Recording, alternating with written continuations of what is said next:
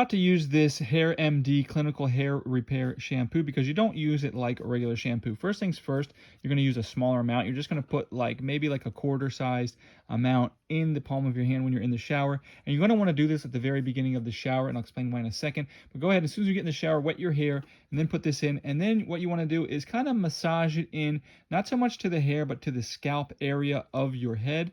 And then once you get it all nice and massaged in, you want to go ahead and don't rinse it out. Go ahead and take your shower and wait about 5 minutes and let it just kind of activate for 5 minutes. It takes about that long to soak in all the active ingredients and everything like that. And then after about 5 minutes, you can rinse it out.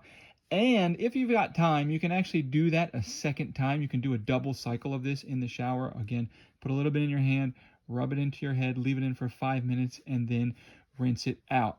So that is how you use this HairMD Clinical Hair Repair Shampoo. And if you are interested in getting it, I'll go ahead and put a link to where you can get it.